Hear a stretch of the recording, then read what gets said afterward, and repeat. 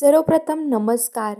तर आपल्या ह्या चॅनलवर नवीन असाल तर चॅनलला सर्वात प्रथम सबस्क्राईब करा. तर चला बघूया आजच्या भागात काय ट्विस्ट घडला आहे. तर इकडे आता सत्य हा तात्यासाहेबांच्या घरी बघून तात्यासाहेबांना आश्चर्य वाटतं.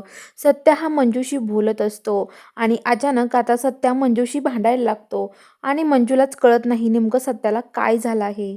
आणि सत्या मोठ्या मोठ्याने ओरडतो, म्हणतो, वाघमारे हे सगळं तुमच्यामुळे झालं. मला तुम्हाला घटस्फोट द्यायचा आहे. मला बाकीचं माहिती नाही आहे, तुम्ही सह्या करा. तर तेवढ्या तिथे तात्यासाहेब आणि त्यांची कामवाली बाई येते आणि हे बघून त्या म्हणतात की काय झालंय असं तात्यासाहेब विचारतात. म्हणतात, मंजिरी काय झालंय नेमकं? तर मंजू म्हणते की हे बघा, तुम्हाला मी सांगू का तात्यासाहेब, माझं काहीच नाही चुकल्यात. तुम्हाला माहिती आहे का, मी काहीच नव्हते म्हटले, पण हे सत्या मला घटस्फोट मागतोय. मला नाही द्यायचं सत्या. मी त्याच्यावर खूप प्रेम केलं होतं आधीपासून, असं म्हणते. तर आता तात्यासाहेब म्हणतात, हे बघ मंजू, सोडून देतो विषय तू आता, असं म्हणत असतात. आणि आता तात्यासाहेब सत्याला म्हणतात की जा, उद्याच्या उद्या तुझ्या घरी कागदपत्र येतील आणि त्याच्यावर सह्या पण पाठवतील. तर आता लगेच तो म्हणतो की उद्या नाही, आत्ताच्या आत्ता पाहिजे मला, मला पुढची प्रोसेस सुरू करायची, कोर्टात जायचं आहे मला, असं म्हणतो. आणि आता सत्य म्हणतो जातो मी. सत्य जायला लागतो तेवढ्या तिथे आता तात्यासाहेब म्हणतात, तू कुठून आला होतास?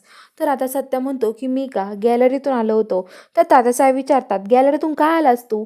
तर आता सत्य बोलतो की हे बघा, मी तिथून का आलो, तुमच्या माणसांनी मला येऊन नसतं दिलं गेटने आणि तुम्ही पण घरात येऊन नसतं दिलं, त्यामुळे मी तिकडून आलो आहे, असं म्हणतो. आणि आता सत्या तिथून जायला निघतो.